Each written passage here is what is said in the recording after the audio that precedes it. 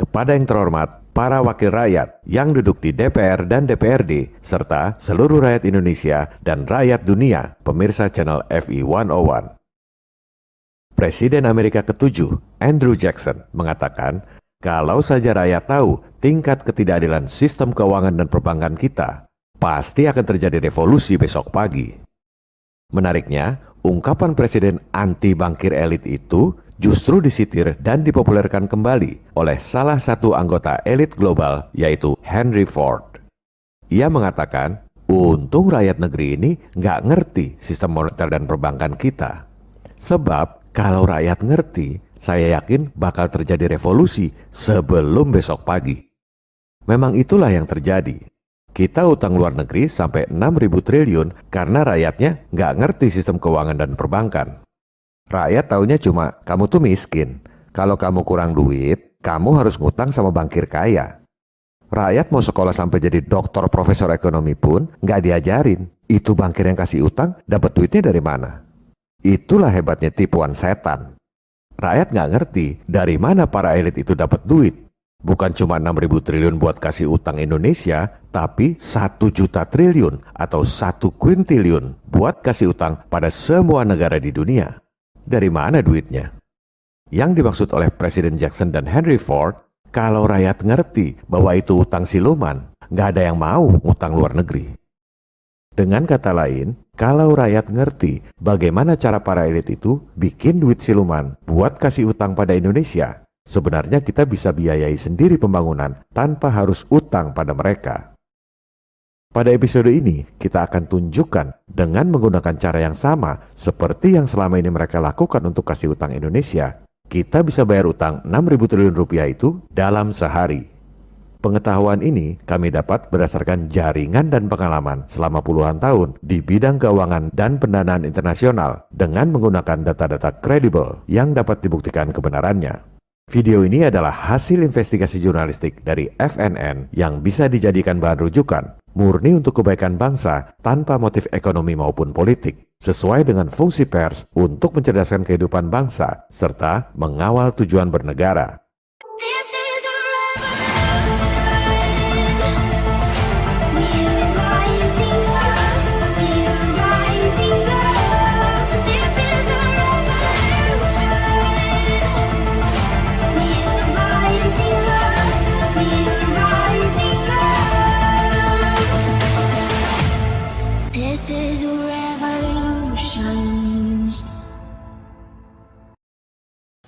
The greatest trick the devil ever pulled was convincing the world he didn't exist. Kalau kita membahas masalah utang negara 6.000 triliun, pasti selalu ada bantahan dari para pemuja utang. Negara lain juga utang, mana ada negara yang nggak utang? Utang itu nggak masalah, kita kan punya banyak sumber daya alam. Atau nggak apa-apa utang, kan yang penting jadi infrastruktur. Oleh sebab itu, kita perjelas dulu urgensi masalah utang. Gegara pandemi ini, negara udah nggak punya duit, sehingga harus tambah utang buat bayar bunga utang. Di tahun 2021 ini, bayar bunga utang 373 triliun. Pajak digenjot tinggi. Itu pun nggak cukup, sehingga pemerintah rencana tambah utang lagi 342 triliun. Itu pun baru kuartal 1. Belum kuartal 2, kuartal 3, kuartal 4. Ini namanya gali lubang tutup jurang. Masih nggak sadar juga. Bangun. Pemerintah udah nggak punya duit buat bayar bunga utang. Negara sudah krisis. Kok masih nggak ngerti juga? Tentang negara lain juga utang, ini ibarat rumah kita kebakaran, terus dengan enteng dijawab, kayak cuma rumah kita aja yang kebakaran. Tetangga juga kebakaran. Akhirnya sibuk berdebat soal krisis atau tidak, sementara rumah kita habis terbakar. Kedua, sumber daya alam itu buat rakyat Indonesia, bukan buat orang asing yang kasih utang siluman. Jangan jual tanah air buat asing. Ketiga, pembangunan infrastruktur itu memang harus dilakukan. Siapa bilang nggak perlu? Poinnya adalah pembangunan infrastruktur dan lain-lain itu bisa kita lakukan tanpa utang. Mereka yang kasih utang itu sebenarnya nggak pernah keluar duit, utang siluman.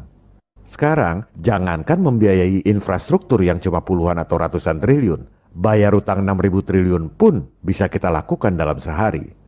Keempat, utang dalam falasi itu adalah ancaman nyata buat ketahanan nasional. Kalau kekuatan asing mau memiskinkan rakyat Indonesia atau mau menjatuhkan pemerintahan, ketika jatuh tempo, sikat aja rupiahnya supaya anjlok. Satu orang pemain Wall Street seperti Soros sudah cukup untuk membuat krisis Asia dan menjatuhkan rezim berusia 32 tahun. Inilah ketahanan nasional dalam arti sesungguhnya yang nggak pernah dipikirkan oleh para elit di negara kita.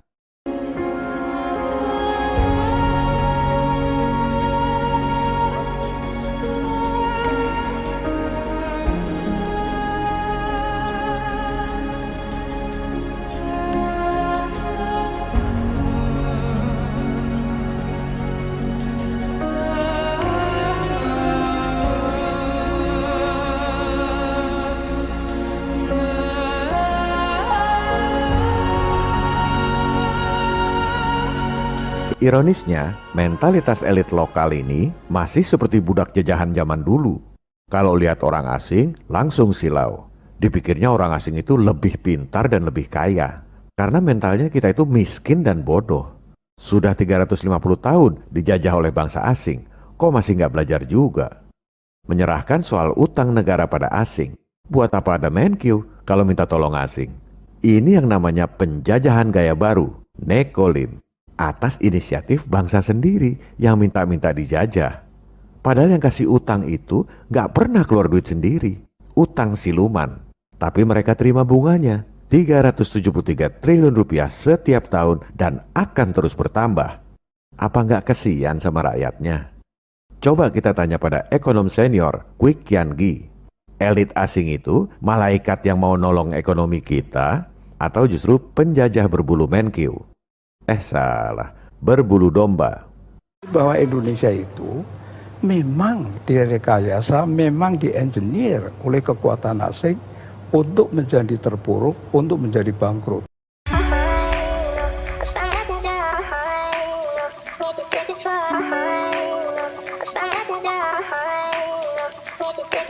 Jadi kenapa Pak Kwik, Bu Menkyu sukanya minta-minta tolong pada asing? Apakah bangsa kita bodoh? Apakah kita tidak mempunyai elit yang bisa berpikir? Ataukah bagaimana sebetulnya?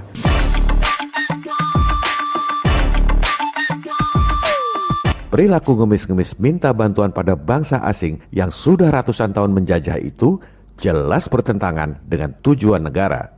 Seperti yang dikatakan oleh Bapak bangsa kita, Presiden Soekarno. Inti daripada imperialisme ialah membuat bangsa-bangsa tidak berdiri di atas kaki sendiri.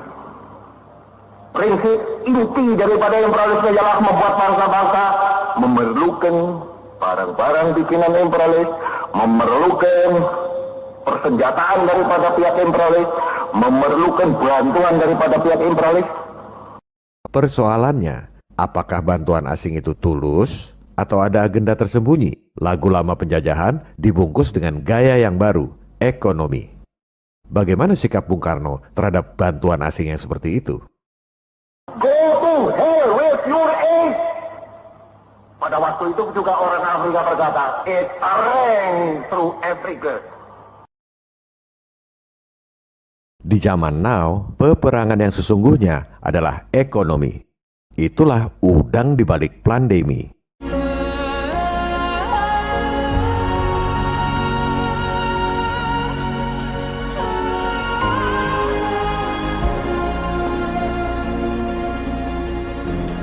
Lantas, apa solusinya? Cuma dua solusinya. Satu, jangan utang dolar. Dua, ekonomi mandiri, berdikari. Cuma itu solusinya. Itulah ketahanan nasional dalam arti sesungguhnya. Sekarang ini kita sudah masuk dalam lingkaran setan utang siluman. Protokol kesehatan diperketat, ekonomi nggak jalan, pendapatan negara berkurang, biaya terus nambah, anggaran defisit. Gimana caranya membiayai defisit anggaran? Tambah utang lagi, bayar bunga utang makin tinggi, pajak digenjot makin tinggi, rakyat makin sengsara. Kalau mau selamat, lingkaran setan ini harus segera diputus. Dari mana mutusnya? Dari utangnya dulu. Baru setelah itu kita maju dengan ekonomi mandiri. Pada episode ini, kita akan bahas cara bayar utang 6.000 triliun dalam sehari. Kita gunakan cara yang persis sama dengan yang selama ini dilakukan oleh para elit di distrik keuangan paling berpengaruh di dunia, Wall Street. Oleh sebab itu, kita sebut saja cara bayar utang 6.000 triliun dalam sehari ini dengan nama cara Wall Street. Selama ini mereka melakukan konspirasi global. Sekarang gantian, kita konspirasi juga. Tapi konspirasi buat kebaikan seluruh rakyat. Untuk bayar utang 6.000 triliun dalam sehari ini diperlukan konspirasi atau kerjasama yang baik dalam satu visi antara 3 lembaga tinggi negara, Presiden, Gubernur BI, dan DPR. Ini bukan asal nyetak duit dengan teori-teori eksperimen yang nggak pernah ada dalam praktek. Kriterianya adalah harus dilakukan dengan cara dan instrumen yang bisa diterima oleh perbankan internasional, yaitu si pemberi utang. Kalau caranya ngarang sendiri, ya mana mau mereka terima uangnya. Kedua, diaudit oleh kantor akuntan publik paling top di dunia pun, hasilnya pasti wajar tanpa pengecualian. Cara ini secara teknis pasti bisa dilakukan. Tinggal masalah non-teknis. Skema ini baru bisa jalan kalau ada political will dari pemerintah dan DPR untuk memerdekakan rakyat dari lingkaran setan utang siluman. Agar lebih mudah dibagikan lewat medsos, WhatsApp, tele, dan lain-lain, episode 32 ini kita bagi menjadi 2 bagian pendek. Kita akan bahas secara detail cara bayar utang 6.000 triliun dalam sehari itu pada episode 32B mendatang.